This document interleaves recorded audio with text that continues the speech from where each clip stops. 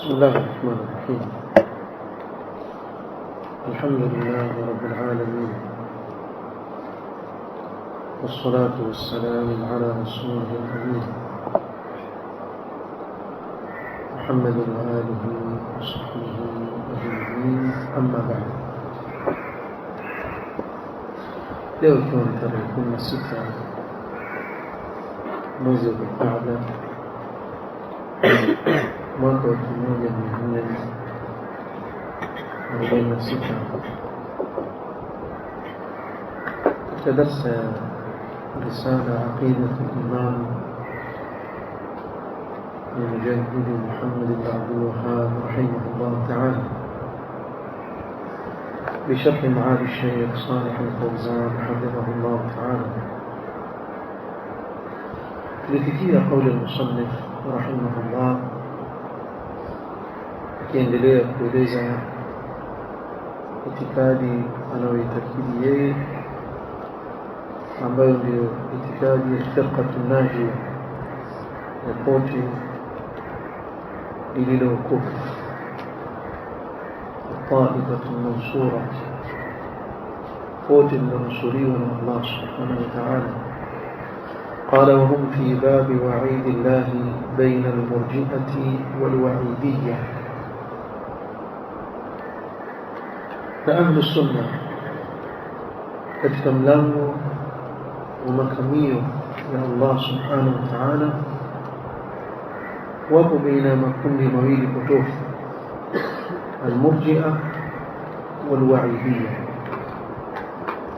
Ni nani almurji'a na ni nani alwa'idiyya? Hayo insha Allah ta'ala ndio tutaeleza.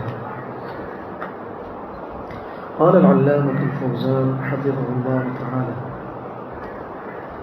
هذه مسألة الكفر والإيمان.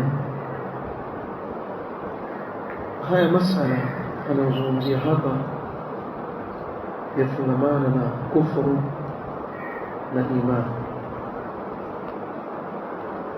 لأصحاب الكبائر من أهل الإيمان. قوالي wanaofanya madhambi makubwa katika waumini, je, hukumu yao nini?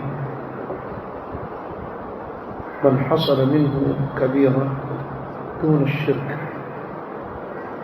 ile ambaye litapatikana kwake dhambi katika madhambi makubwa ambayo ni chini ya ushirikina, bimaana haijafikia ile dhambi kuwa ni shirki, kazina, kama uzinifu, السرقة ويبا ويزي وشرب الخمر نكون وليفي وتمي وليفي وغير ذلك من الكبائر التي هي دون الشرك. na mengineyo katika madhambi ambayo yapo chini ya shirki. Hukumu yake nini? Hapa wametofautiana ahlu sunna na makundi potofu, murji'a alwa'idiyya. Alwa'idiyya hum alkhawarij, hawa ni khawarij, wajulikana pia alwa'idiyya. Taeleza kwa nini wameitwa alwa'idiyya. Alkhawarij kaffaruhu, amma pote la khawarij wao kauli yao katika dhambi, katika madhambi makubwa anayoifanya Muislamu, kwa wao atatoka katika Uislamu, bimaana watamuita kafiri, ashatoka katika Uislamu kwao. وقالوا وكسيما خوارج يخرج من الإسلام إلى الكفر والعياذ بالله، atatoka katika Uislamu aingie katika ukafiri, bimaana akiiba kafiri, akizini kafiri, akinywa pombe kafiri. ويستدلون بآيات من القرآن، kisha wana dalili wanazotumia katika Qur'an katika kumkufurisha yule aliyefanya dhambi katika madhambi makubwa ambayo hayajafikia shirki. آيات متشابهات لا يردونها إلى الآيات المحكمة. ni aya zinazokanganya, bimaana haziko wazi, hawazirudishi katika zile aya ambazo ziko wazi. Sote tufahamu kwa katika Qur'an Allah subhanahu wa ta'ala ameteremsha hii Qur'an sema minhu ayatun muhkamatun kunna ummul kitabi wa ukharu mutashabihat. Aya ambazo ni muhkama ni zile ambazo maana yake yako wazi, yaeleweka, na kuna aya ambazo ni mutashabihat ambazo maana yake haidhihiriki mpaka uzirejeshe katika hizi almuhkamat ambazo ziko wazi. Ukizirejesha huku basi zitaeleweka na kuwa wazi, na huu ni mtihani kutoka kwa Allah subhanahu wa ta'ala. Je, utafanya nini ewe Muislamu? Utachukua hizi aya uzirejeshe huku ili uelewe sawa sawa, ama utamkia kule kule ili kuleta balbala katika safu ya Uislamu? Kwa wakatoa hizi aya ambazo ni mutashabihat. Kwa kiufupi wana shubuhat ambazo zitegemea wao katika kuwakufurisha Waislamu wanaofanya dhambi katika madhambi makubwa.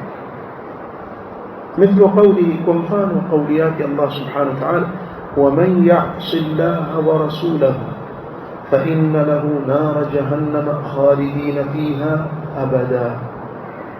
هي آية ظاهريات من يكون معاصي الله نمتم واكيه بس هو جزاياك الموت وجهنم أتكاهم مليلي.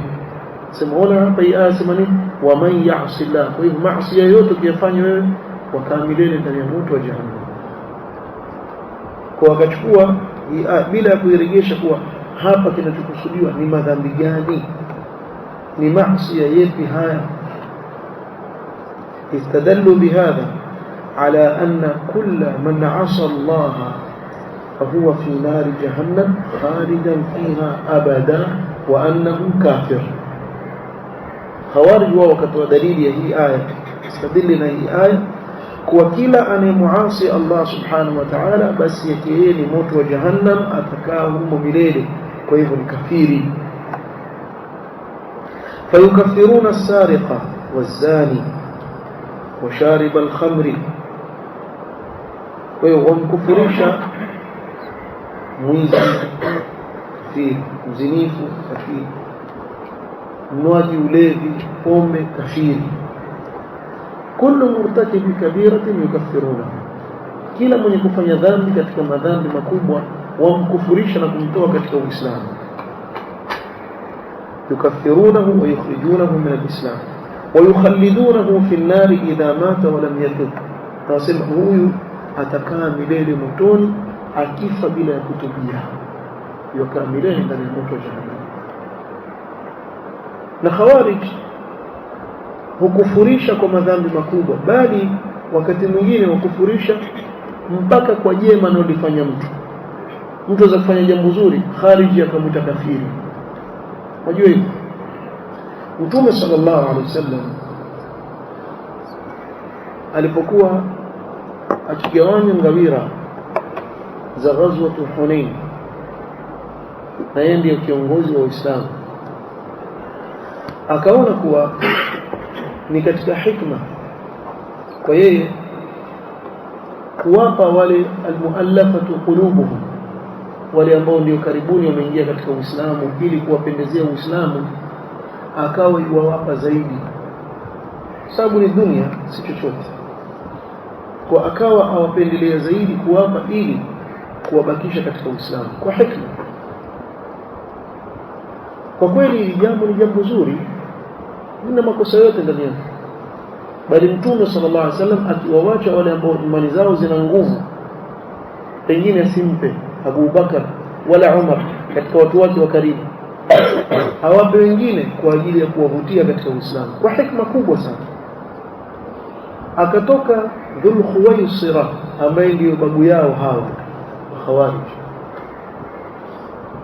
mbele ya watu amwambia Mtume Muhammad sallallahu alaihi wasallam, i'dil ya Muhammad fa inna hadhihi qisma ma urida biha wajhu Allah. fanya uadilifu Muhammad. Yofanya jema na pia hili halikubali, afanya jema pia halikubali. Mgao huu unaogawa huu wewe kuugawa kwa ikhlas.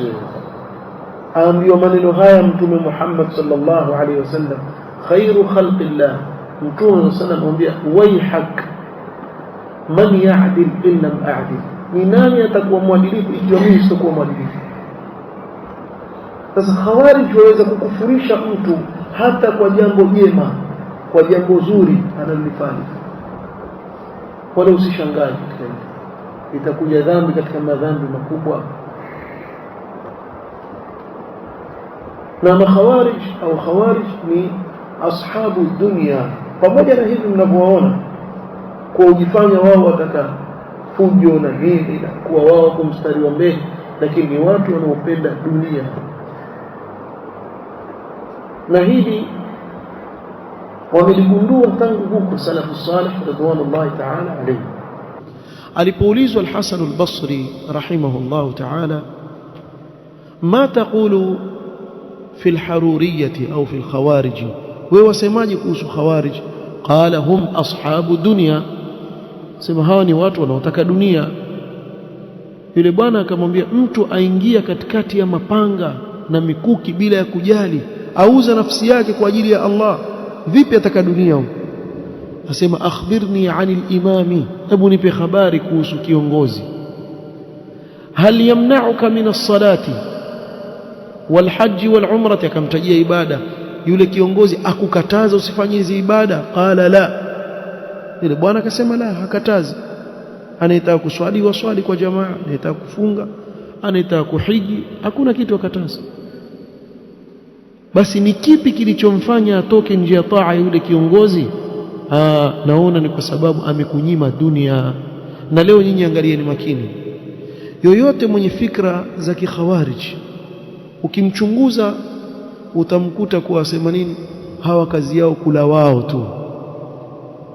Hii ndio fikra yao, wao wala wao tu na sisi. Hizi ndio fikra za khawarij, ni watu wanaotaka dunia si akhira. Na ndio maana walivyomuua Uthman ibn Affan radhiyallahu anhu arda, kitu cha kwanza kabisa walichokivamia nini? Baitul Mal. Wakawa waambizana na wao kwa wao, Baitul Mal, Baitul Mal sije mkatanguliwa na mtu. Wakaenda wakamvamia yule aliyewekwa pale kuchunga mali ya waumini, akawa yuwakimbia huku yuwasema inma yuriduna ad-dunya. Hawa jamaa walikuwa wataka dunia, lakini ujidhihirisha kuwa wao wataka akhira, lakini watu wataka dunia. Hawa khawarij. Alafu ni juhala. Katika sifa za khawarij ni watu wajinga. Mtume sallallahu alaihi wasallam asema sufahau al-ahlam, hudathau al-asnan, sufahau al-ahlam, ni vijana wadogo wadogo wapumbavu wa akili. Hawa khawarij ni watu ambao akili zao ndogo, majahili. Na wewe tizama utakuta ule ujinga ulioko baina yao, sababu ni watu hawajishughulishi na ilmu. Kuna ujinga mwingi sana baina yao. Kuna sifa ambayo Mtume sallallahu alaihi wasallam ameitaja, na wengi katika watu mara nyingi wauliza maswali, utawasikia Mtume sallallahu alaihi wasallam amesema katika sifa yao ni kunywa kipara. La, hawa waliokusudiwa ni khawarij wale wa wakati ule waliotoka nje ya taa ya Ali bin Abi Talib, walikuwa wakifanya hivyo. Mtume sallallahu alaihi wasallam akawatajia ili wasikosee, wajue ni wao. Kwa leo mtu anaweza kusema, lakini mbona wale khawarij waweka mijinywele mirefu mirefu? Simshaona wakiweka minywele hivi, mbona wale waweka nywele ndefu alafu ni khawarij? Wale wanywaji vipara ni wale wakati ule ambao Mtume sallam aliwakusudia wale haswa, akawaonya masahaba kwa sababu alijua watakutana na wao. Na ndio maana masahaba wakaona katika alama zao wale alizozitaja Mtume sallam ni kunyoa vipara, kunyoa kipara. Lakini sasa hivi huwezi kusema sasa kuwa fulana nyoa kipara wewe khariji. La, ilikuwa ni wakati ule, wale waliotoka wakati ule ndio Mtume sallam alizidi kuwapambanua zaidi kwa masahaba ili wasichanganyikiwe na wao. kwa hakuna neno mtu kunywa kipara, ila shida yote maadamu itikadi yake ni safi tu. Na haya anayozungumza ni baadhi ya zile sifa za khawarij. Kilabun nar, Mtume sana msema ni mbwa wa motoni. Na jambo la ajabu la khawarij, pamoja na kujifanya wana hamasa nyingi katika dini na ghuluu katika dini, lakini Mtume sallallahu alaihi wasallam asema kullama kharaja qarnun qut'a, kullama kharaja qarnun qut'a 20 mara, taja mara 20 katika hadithi moja. Na hakuna pote ambalo Mtume sallallahu alaihi wasallam amelitahadharisha kwa jina lake isipokuwa pote la khawarij, kwa hatari yao na uovu waliokuwa nao. Na leo waislamu katika huu ulimwengu, tabu kubwa wanaoipata yatokamana na khawarij, ikhwanul muslimin na wengineo katika makundi yao, katika watu walioshika bendera ya ukhawarij leo. Ikhwanul muslimin wajiita Muslim Brotherhood, na wale wanaochipuka kutokamana na wao. Angalia nchi yoyote ukiiona kuna tabu, hakuna amani, utawakuta hawa watu wako. Sasa la ajabu naomba ni hivi, kuwa Mtume sallallahu alaihi wasallam akataja hatta yakhruja akhiruhum ma'a dajjal, au kama qala, mpaka wa mwisho watatoka katika jeshi la Dajjal. Waweza kuamini hao watu ambao wajifanya wana hamasa katika dini na ghuluu waliokuwa nayo, mwisho wa katika safu ya jeshi la Dajjal? Sasa mimi nitaka kuambia hapa, sasa hivi sisi tuishi sasa. Kwani niwaulizeni, hakukuzuka katika miaka michache iliyopita kundi laitwa Daesh? Mnakumbuka Daulatul Islam, wajiita hivyo, wakawa na khalifa wao mwita Abu Bakar al-Baghdadi. Hawakuwepo? Sijuzi walikuwepo. Na waulizeni swali, sasa hivi ndugu zetu wadhulumiwa, wauawa Gaza, wako wapi? Shajiuliza swali, wako wapi Daesh walikuwa wakitia kisunzi nchi za Kiislamu, wakivamia nchi baada ya nyingine? Na waulizeni swali, Al-Qaeda wako wapi sahi? Wako wapi? Ama muelewi? Haya makundi yote ya kigaidi ya mnaoyajua nyinyi katika ulimwengu wetu, yako wapi leo kuwasaidia wale ndugu zetu, ikiwa ni wakweli kwa wao wataka jihad fi sabilillah? Yako wapi? Si wana silaha? Wakitaka sasa hivi hapa msikitini kutulepua hapa, walepua mara moja. Takuja na mabomu hapa, Allahu Akbar, hawaue nyote. Unaenda peponi sasa hivi hapa, uwe watu wote msikitini. Hajali mtu yu swali wa rukuu wa sujudu, hajali tena. Aweza kukongojea waswali pale wasujudu pale ndio yakuua, hajui kupa husnul khatima. Wa wapi? Na waulizeni hili swali, na kila muislamu ajiulize hili swali, wako wapi? Sasa ndo nawajilia na jawabu katika hadithi hii ya Mtume sallallahu alaihi wasallam aliposema wa mwisho atatoka katika jeshi la nani? La Dajjal. Wallahi sina shaka kuwa makundi yote gaidi haya nyuma yao wako kufaru, sina shaka nyuma yao wako nchi kubwa za kikafiri. Wa illa silaha watu wa wapi? Waishi vipi ya watu? Silaha zao wazitoa wapi wakati silaha zatengezwa na nchi za kikafiri? Hawa wanaosema wako wapi? Ndugu zetu wa Gaza wahitajia kule, wako wapi? Kama ni wa kweli, hili swali jiulize. Wakati kupendua serikali za nchi za Kiislamu walikuwepo, Libya walikuwepo, Suria walikuwepo, Iraq walikuwepo, na hizi nchi zote hizi ziko karibu na Palestina, si ziko mbali. Wako wapi? Na khalifa wao yule Mzayyaf yu wapi? Hili swali jiulize, utajua kwa nini Mtume sallallahu alaihi wasallam akasema watakuja kutoka katika safu ya Dajjal. Ndio hivyo hivyo, hakuna nchi yoyote ya Kiislamu isipokuwa wataitia kisunzi. Khawarij watu waovu sana, watu wabaya kabisa, wavunjifu wa amani.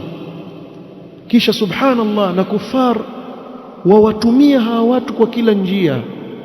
ile picha ya Uislamu yatolewa katika watu hao waovu, makatili, waua, kazi yao kuua, kupiga mabomu, sio kufanya nini, watu ambao hawahusiki. Wakishafanya hivyo utaona katika kila habari kila chombo cha habari yazungumzwa wanamgambo wa Kiislamu wamefanya, maana mgambo sio tu kuna nani na mgambo wake tena gombo zao huko. Hii tabu gani? Nigeria kule wana kundi laitwa Boko Haramu, laitwa Boko Haramu, sio wamekula boko huko kaitwa Boko Haramu, wajua wenyewe sio maanisha nini, wana maana yao. Ukija katika nchi, hakuna nchi isipokuwa watatumiwa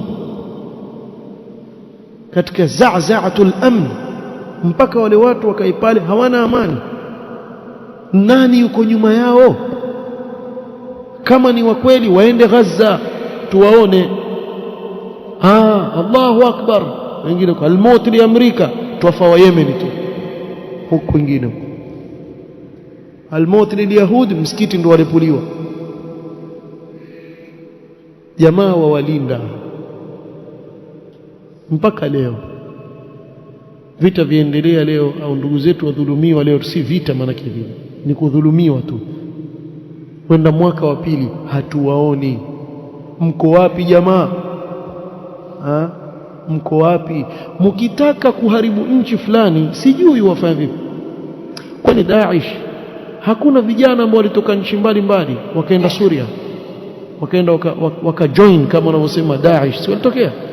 Wa wapi leo? Na waulizeni wako wapi? Haturudi hapo.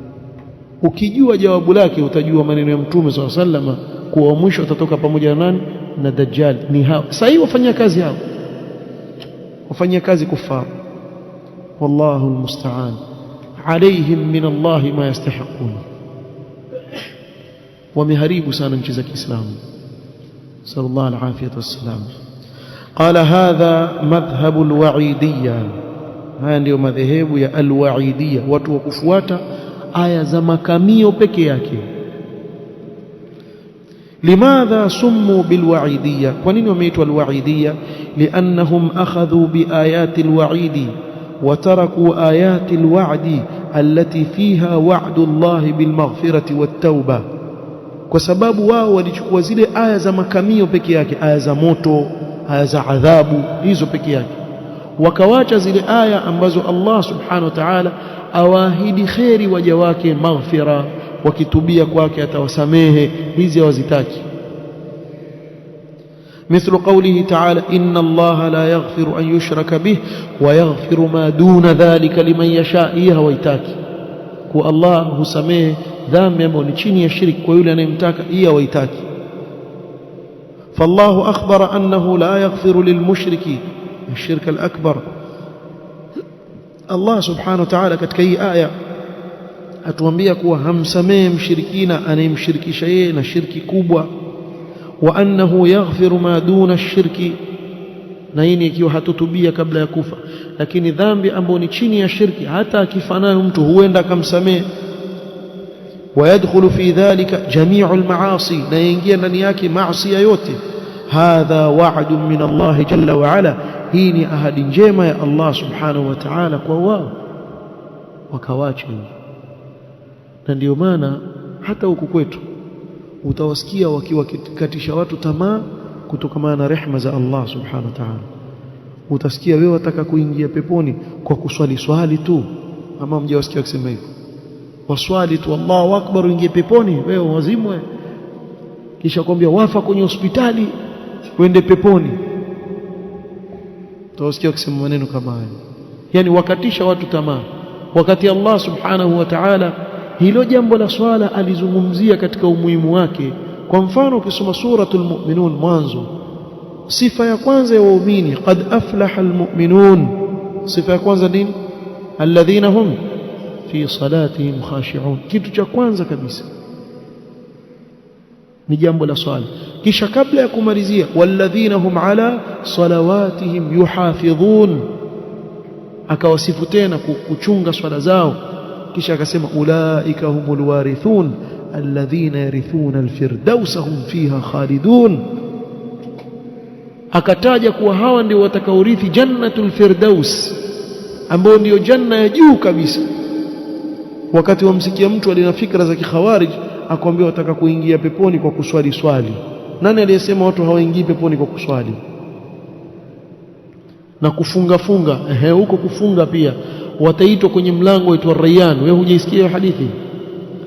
Wataitwa huko, na wameambiwa na Allah subhanahu wa ta'ala, inma yuwaffa as-sabiruna ajrahum bighairi hisab. Na somo ni katika subra, lakini wakakatisha watu tamaa. Kwambia vipi bwana, mpaka ukatwe kichwa? Kuna mmoja alikuwa akisema au wasubiri feni ianguke kukate kichwa. Wewe uliona wapi feni yamkata mtu kichwa? Hii mmejizuka kweli kweli, ni khawarij. Ukiwa khariji wa mzuka tu,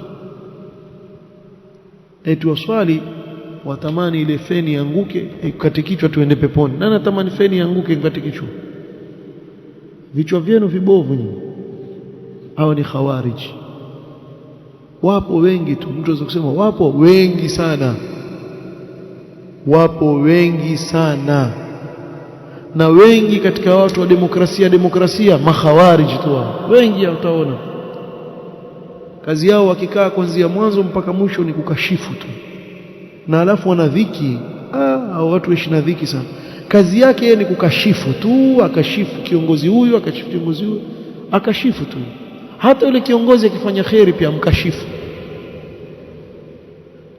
Wewe angalia katika ukhawarij waliokuwa nao hawa jamaa, nchi kama Saudia haimuhusu. Hakuna aliyesema kuwa ni nchi imekamilika, haimuhusu. Lakini wale mabwana wajaribu kila namna. Mfano mimi na wewe twenda kule kwa ajili ya haji na umra, angalia vile wanavyowekea watu mazingira mazuri ya kufanya ibada zao, lakini haya yote hawayaoni. Wao watafuta mahali tu wadunge, mbona kuna hii, mbona kuna hii. Wewe kwako nyumbani washindwa kupeleka nyumba yako. Wallahu almusta'an. Hao ni khawarij, kundi la kwanza ile tumeliongea hapa. Na vijana yatakana mchunge sana na watu hao, chungeni sana. Kuna mmoja alikuwa akiwaambia watu mara nyingi, akikaa akiwahutubia wale wenzake, na si khutba, na hotuba zake zile, akiwaambia washindwa bwana wewe, hamasa, washindwa kwenda pale feri bwana, ukavaa bomu ukapiga moja hivi utaua makafiri sijui wangapi. Sasa yule kijana kikaa fikira, kweli mbona haendi yeye hata kipepo? Kwani wewe mzuka kiasi gani? Mtu akikwambia hivi simwambie na wewe utaki pepo wewe? Wajua wale mabwana vile wanavyofanya vijana wajinga. Eti komanda yule aweza kuja kwa wale vijana akawaangalia, akamnyoshia mmoja, wewe mimi nimekuota wewe uko kwenye pepo na hurul ain 70 ushawapata. Vipi? Nimekuota wewe ushafika huko, kwa wewe ndio uliochaguliwa, the chosen one. Basi yule jamaa kwa ujinga wake, mimi haya yavalishwa midude yale, yazungushwa, kisha wagana, salamu alaikum maw'iduna aljanna, tutakutana peponi. Yeye hataki kwenda, ankufuata wewe. Wajua wajiita majina gani?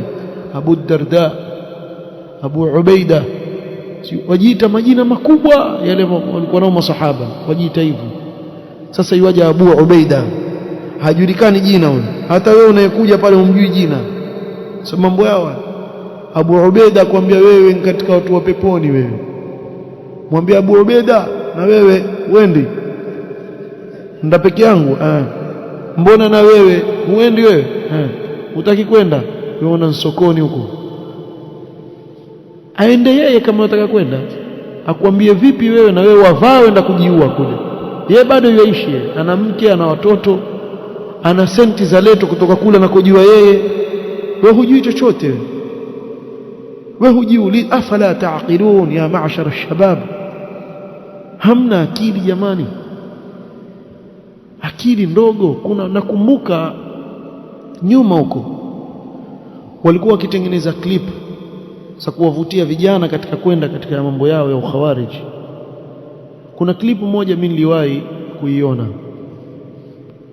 Mmoja sifu, angalia vijana 20 watoka Saudia.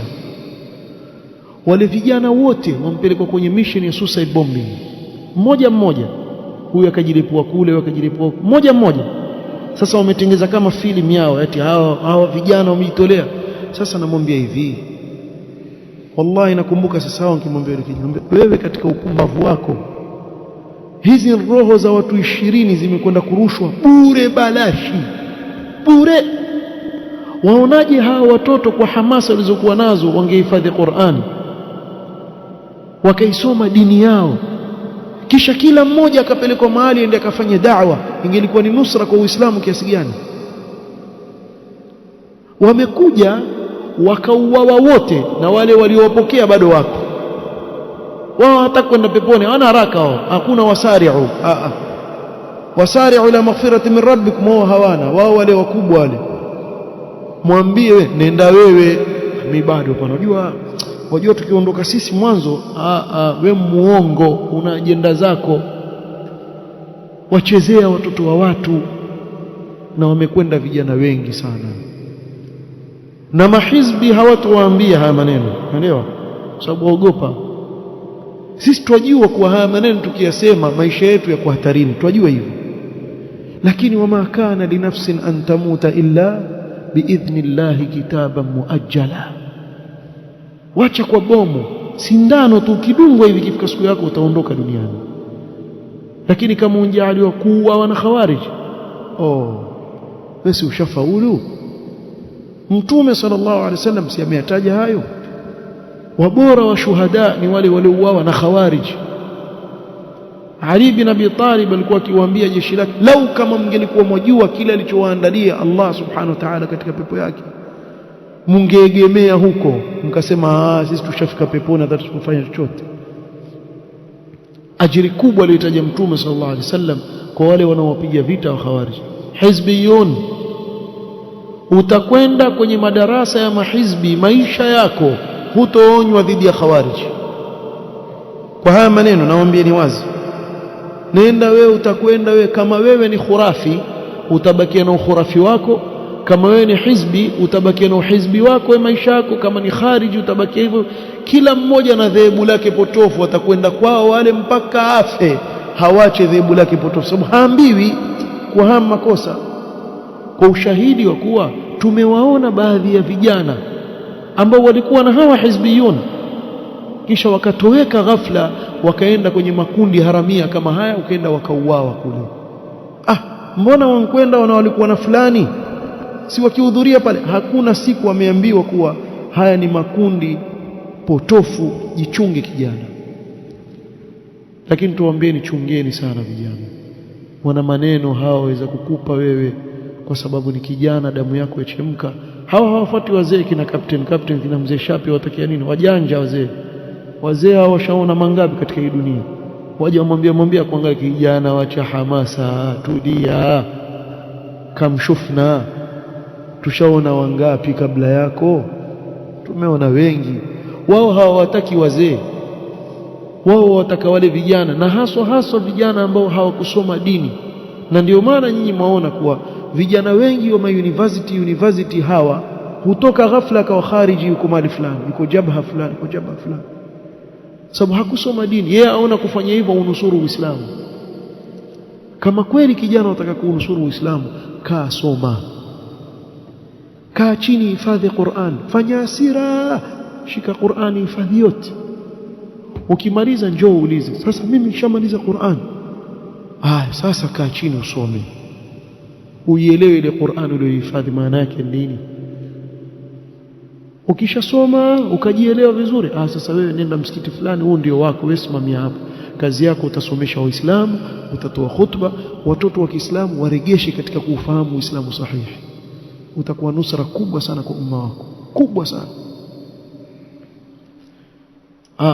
Wewe chukua bomu kajilepue pale, wewe enda tu, utakwenda peponi.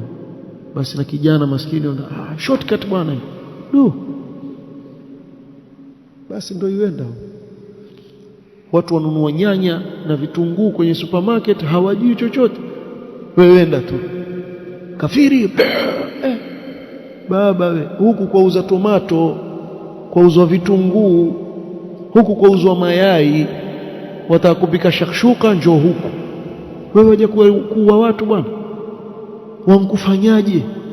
Kwa dhambi gani? Kwa kosa gani alilokufanya wewe? Au kafiri? Basi kila ambaye kafiri wauawa tu. Yani huu Uislamu hauna njia umeweka, hauna mafundisho. Hata katika jihad fi sabilillah hatukuwekewa mafundisho. Yani hakuna ibada ambayo wameifanya ndara kama makhawarij, kama vile ibada ya jihad fi sabilillah, wakaifanya kama ni ibada haina kichwa wala miguu, wafanya wanavyotaka. Kwa vijana, chungeni, na haswa wale vijana wanaosoma kwenye mashule university hawajasoma dini, chungeni sana. Wangapi maskini wallahi tuwajua vijana wadogo sana.